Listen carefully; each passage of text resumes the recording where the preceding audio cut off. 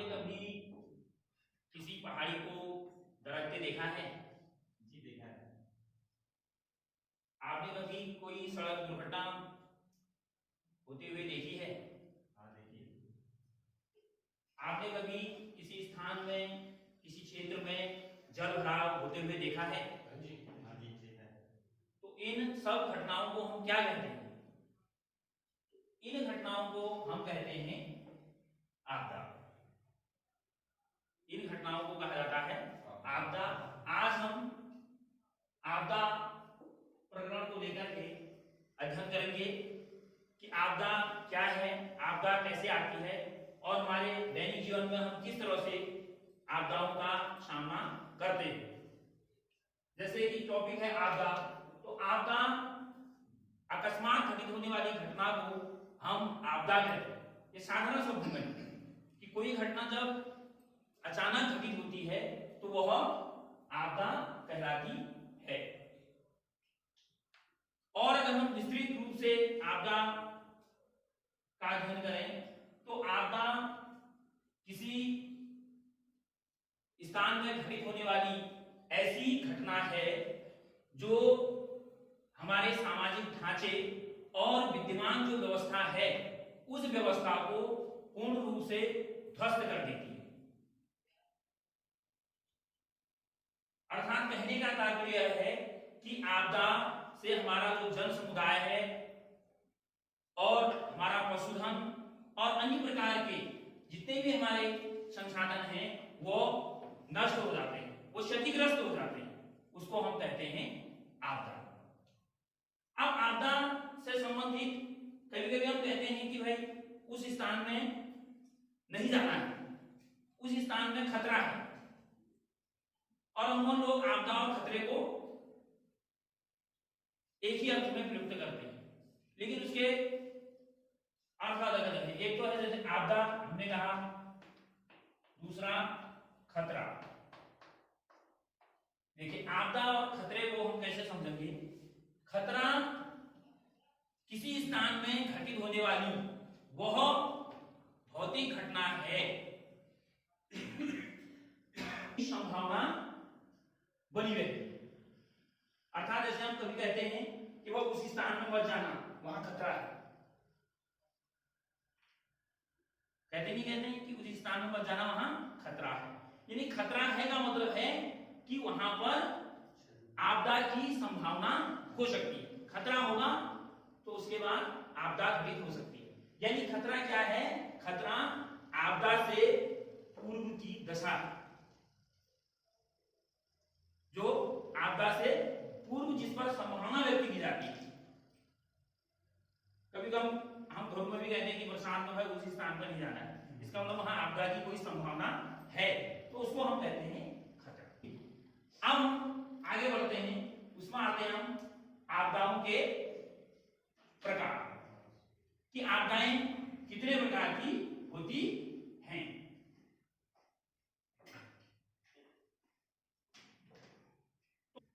Chart लगा है, तो चार्ट में जैसा कि आपको दिखाई दे रहा है कि आपदा मुख्य रूप से दो प्रकार की होती है। इधर देखिए प्रकृतिजन्य आपदा प्रकार में आपसे कहा कि आपदाएं मुख्यतः दो प्रकार की होती हैं। चार्ट में भी आपको दिखाई दे रहा है। पहली आपदा प्रकृतिजन्य आपदा और दूसरी आपदा मानवजन्य आपदा। यानी प्रकृतिजन्य आपदा को कहते हैं हम प्राकृतिक आपदा भी, मानवजन्य आपदा को हम मानवीकृत आपदा भी कहते हैं। तो प्रकृति ऐसी घटना जो स्वतः घटित होती है, जो स्वतः घटित होती है वह प्राकृतिक घटना होती है, और ऐसी घटना जिनके लिए मनुष्य जिम्मेदार है वह मानवीकृत आपदा या मानवजन्य आपदा कहलाती है। अब हम उसके और गहराई में अगर अध्ययन करेंगे तो प्रकृतिजन्य आपदा भी दो प्रकार की होती है। एक तो पार्थिव आपदाएं, दूसरी वायुमंडलीय आपदाएं। पार्थिव आपदाओं का मतलब क्या है? जो पृथ्वी के गर्भ से उत्पन्न होती है। उसमें जैसे चार्ट में आपको दिखाई दे रहा भूकंप, ज्वालामुखी, और भूस्खलन। ये 3 प्रमुख आपदाएं हैं पार्थिव आपदाएं। और वायुमंडलीय आपदाएं में है बाढ़, सूखा, चक्रवात, ओलावृष्टि और हिमपात। तो ये है मुख्यतया ये प्रमुख प्राकृतिक आपदाएं हैं जिनका हमें अपने दैनिक जीवन में कभी ना कभी सामना करना पड़ता है। उसके बाद हम आते हैं मानवजन्य आपदा में, यानी मानवीकृत आपदाओं में। मानवीकृत आपदाएं 3 प्रकार की होती हैं, जैसा कि आपको दिखाई दे रहा है। भौतिक आपदाएं, सामाजिक आपदाएं और जैविक आपदाएं। भौतिक आपदाओं में प्रमुख आपदाएं हैं फिर अकाल, मृदा अपरदन, दावाग्नि और जल प्लावन। और सामाजिक आपदाएं में युद्ध, दंगा, महामारी, आतंकवाद, परिवहन दुर्घटना और नाभिकीय घटना और विषाक्त भोजन, ये सामाजिक आपदाओं में आता है। और उसके बाद जो तीसरे प्रकार है जैविक आपदा। जैविक आपदा में है जनसंख्या विस्फोट और असाध्य रोग, जिसका हम वर्तमान में भी सामना भी कर रहे हैं। असाध्य रोग का जो पूरी वैश्विक महामारी जिसको घोषित किया गया है कोरोना, उसका भी हम अभी सामना कर रहे हैं, वो असाध्य रोग में आता है। तो प्राकृतिक, अब हमने देखा कि प्राकृतिक आपदाएं और मानवीकृत आपदाओं में कि जिनके जो स्वतः घटित होती हैं उनको तो हमने क्या कहा, प्राकृतिक आपदाएं, और जो जिनके लिए मनुष्य जिम्मेदार है उनको हमने कहा मानवीकृत आपदाएं। लेकिन जहां हम एक और देखते हैं, अगर हम इनका गहराई से अध्ययन करें तो हमने ये माना कि जो प्राकृतिक रूप से जो घटनाएं घटित होती हैं वो प्राकृतिक आपदाएं हैं। लेकिन आप देखिए, हम उदाहरण के द्वारा देखते हैं, जैसे बाढ़ और सूखा का उदाहरण लेते हैं। अभी हमने बताया आपको बाढ़ और सूखा जो वायुमंडलीय आपदा में आता है। यदि हम बाढ़ और सूखा का अध्ययन करें तो इनके लिए कहीं न कहीं मानव क्रियाएं भी जिम्मेदार हैं। क्या आपको लगता है कि इनके लिए कहीं मनुष्य भी जिम्मेदार है?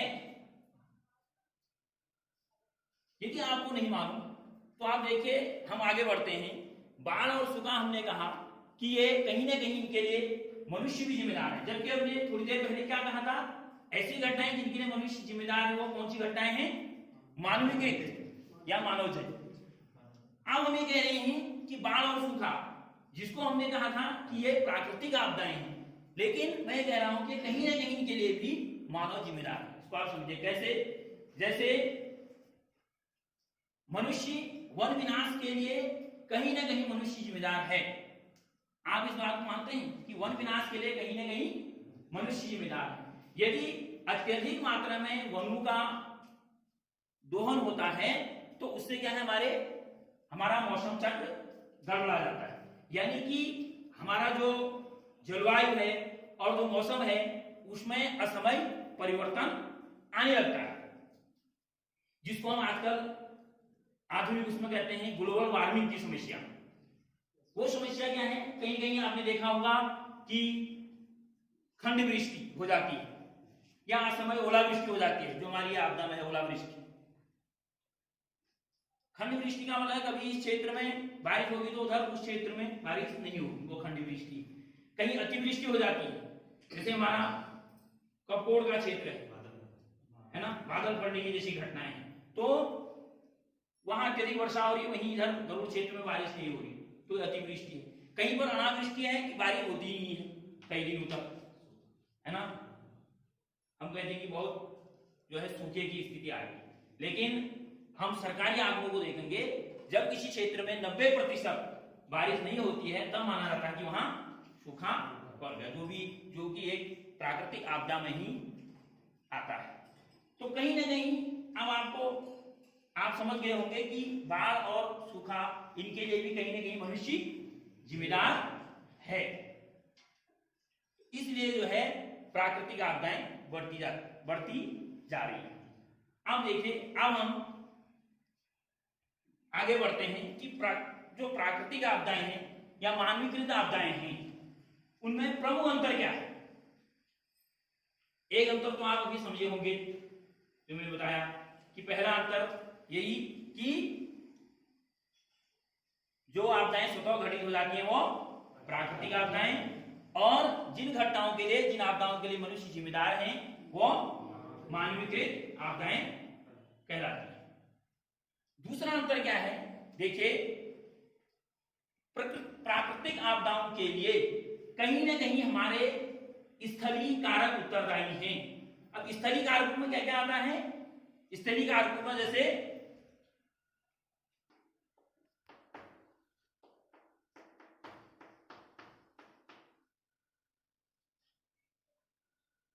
वायुजनित, और तीसरा हमारा क्या आता है?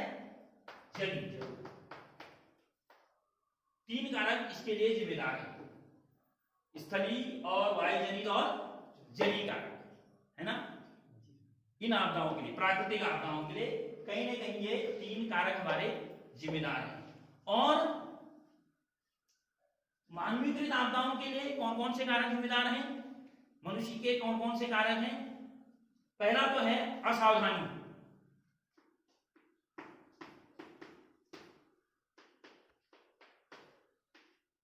और दूसरा है भूल,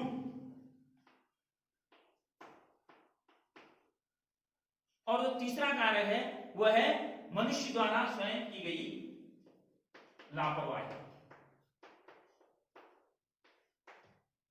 ये दूसरा अंतर है प्राकृतिक और मानवीकृत आपदाओं में।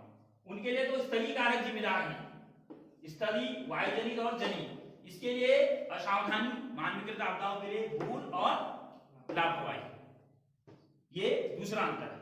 और तीसरा अंतर यह है कि प्राकृतिक आपदाओं को हम रोक नहीं सकते, है ना। हाँ, इतना जरूर है कि हम उचित आपदा प्रबंधन से इनको न्यूनतम कर सकते हैं, जिसको हम आगे विस्तार से जब पढ़ेंगे। इसमें दो शब्द आते हैं, एक तो आता है शमन, वो आपको अगले उसमें पढ़ाया जाएगा शमन, और दूसरा न्यूनीकरण।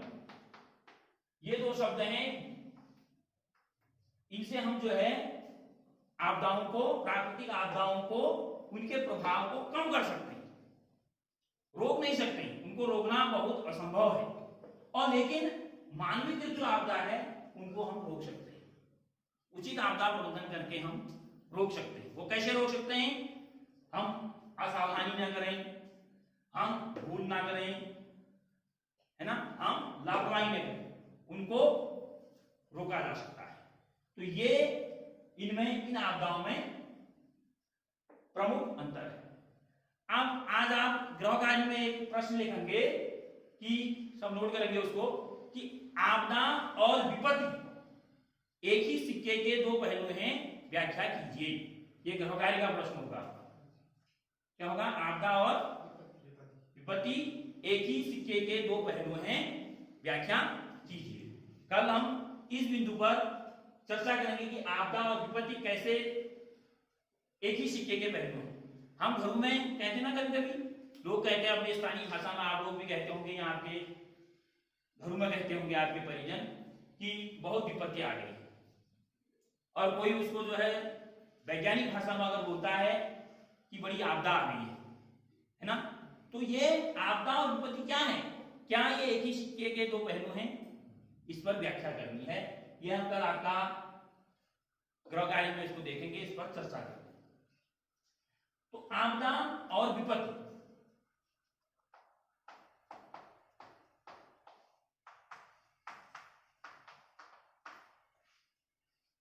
देखिए, आपदा और विपत्ति आप सब जानते हैं कि कहीं ना कहीं हमारे भारतवर्ष में या पूरे विश्व में प्रतिदिन कहीं ना कहीं किसी स्थान पर आपदा घटित होती है। और एक सरकारी आंकड़ा यह है कि हमें वर्ष भर में, जो हमारे भारत का ही आंकड़ा है, कि वर्ष भर में हमें लगभग 1 लाख आपदाओं का कहीं ना कहीं सामना करना पड़ता है। तो आपदा हमने पहले भी प्रकार डाला कि आपदा वह अकस्मात घटित होने वाली घटना है जो हमारे सामाजिक ढांचे और विद्यमान व्यवस्थाओं को ध्वस्त कर देती है, यानी कि हमारी व्यवस्थाएं सरमरा जाती है। और दूसरे शब्दों में हम कह सकते हैं कि जो हमारे पर्यावरण का ह्रास कर देती है वो आपदा कहलाती है। लेकिन प्रत्येक आपदा, प्रत्येक जो भी प्राकृतिक आपदा है, ये आपदा विनाशकारी नहीं होती है। प्रत्येक आपदा विनाशकारी नहीं होती है। ये विनाशकारी कब होती है? ये विनाशकारी निर्भर करेगा कि उसका जो है उस आपदा का वेग कितना है।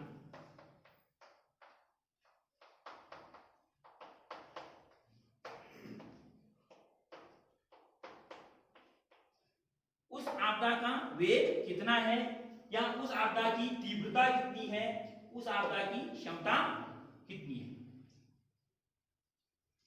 कभी कभी हम सुनते हैं बादल फटने की घटना की बादल फट गया और जब हमें नुकसान का पता कि नुकसान नहीं हुआ तो उसको हम जो है विनाशकारी आपदा नहीं कहेंगे। और जब यही आपदा जब उसका वेग बढ़ जाता है, उसकी तीव्रता बढ़ जाती है, उसकी क्षमता बढ़ जाती है और वो पूरे मानव समुदाय को, पशुधन को, है ना, जनधन को और अन्य जनजीवन को अस्त व्यस्त कर देती है, उसको ध्वस्त कर देती है ना, तो वह विनाशकारी बन जाती है। तो तब हम उसको कहते हैं विपत्ति। क्या कहते हैं, है ना। तो इसलिए ये माना गया है कि आपदा और विपत्ति एक ही सिक्के के दो पहलू हैं। जो हमने आपको गृह कार्य में दिया था और हमने आपसे कहा था कि चर्चा करेंगे, तो ये है आपदा और विपत्ति एक ही सिक्के के दो पहलू हैं, व्याख्या कीजिए। अब हम देखते हैं कि प्राकृतिक आपदाएं, कोई प्राकृतिक आपदा का उदाहरण बताएंगे, चाहे वो भारत के संदर्भ में हो या उत्तराखंड के संदर्भ में हो। देखिए, हाँ, और उसकी कोई बताएगा कि भूकंप का कब, कहां, किस स्थान पर, कब। हम उस पर उदाहरण आते हैं। आपने तो सही बताया कि भूकंप, जब हम प्राकृतिक आपदा भारत के संदर्भ में अगर इसको देखेंगे तो अगर हम पूर्व से अध्ययन करेंगे तो 18 अगस्त 1998 की घटना है। 18 अगस्त 1998 पिथौरागढ़ का मालपा स्थान, जो कि प्राकृतिक आपदा भूस्खलन से पूरा जमींदोज हो गया। पूरा गांव आज भारत के मानचित्र से मालपा का नामो निशान मिट गया है। वो हमारे उत्तराखंड के लिए बहुत बड़ी उस समय की आपदा थी भूस्खलन के कारण। वो गांव का नामो निशान नहीं है। ऐसे पहाड़ी पर स्थित गांव था, पर से भूस्खलन हुआ और पूरा गांव जमींदोज हो गया और उसमें लगभग 219 लोगों की मृत्यु हो गई, है ना, उत्तराखंड के संदर्भ। एक तो ये है। दूसरा हमारा 20 अक्टूबर 1991 उत्तरकाशी का भूकंप। 20 अक्टूबर 1991, ये इसका केंद्र जो है हमारा गढ़वाल मंडल का उत्तरकाशी था। इसमें ये इतना विनाशकारी भूकंप था कि इसने उत्तरकाशी को तबाह तो किया ही, उसके साथ साथ जो से जुड़े जिले थे रुद्रप्रयाग, टिहरी और चमोली, यहां भी भारी तबाही मचाई। और इसमें जब बाद में सरकारी आंकड़ा आया तो लगभग 800 लोगों की मृत्यु हो गई, 5000 से अधिक लोग घायल हो गए और लगभग 4 लाख जनसंख्या जो है इससे प्रभावित। और बाद में इसका कुल अगर क्षति का आकलन किया गया तो वो लगभग 370 करोड़ के आसपास आए। ये उदाहरण है। और वही दूसरा उदाहरण हमारा 18 अगस्त 2010 का कपोड़ का सुंगड़ स्थान है, जिसमें भूस्खलन के कारण ही 18 बच्चे असमय काल का ग्रास बन गए। उसके बाद हम आगे बढ़ते हैं तो 16 जून 2013 की घटना है, जब पूरी केदारनाथ घाटी जो है वो जल प्रलय हो गया। वहां जो है जिससे पूरी देश विदेश के जितने भी श्रद्धालु थे वो हताहत हो गए। ये उदाहरण है हमारे उत्तराखंड के संदर्भ में। अभी आप बात कर रहे थे एक भैया भुज की, तो वो गुजरात 2001 की घटना है। गुजरात का भुज में बड़ा विनाशकारी भूकंप आया जिसमें लगभग 20,000, उसका आंकड़ा है कि लगभग 20,000 लोगों की मौत हो गई और हजारों लोग उसमें बेघर हो गए, है ना। और उससे पहले उसके बाद जो है 2000 में उड़ीसा का महाचक्रवात, है ना, उसमें भी लगभग 10,000 लोग पूरे हताहत हुए और करोड़ों की संपदा उसमें नष्ट हो गई। अभी हम उसमें बाद में विस्तार से चर्चा करेंगे भूकंप कैसे आता है, ज्वालामुखी क्या है, भूस्खलन, बाढ़, सूखा, चक्रवात, इस पर चर्चा करेंगे, है ना। और सन 2000 में सूखे के कारण पूरे भारत में 6 करोड़ लोग प्रभावित हुए, है ना। अब हम इसमें विस्तृत प्रकार फिर अगले उसमें चलेंगे।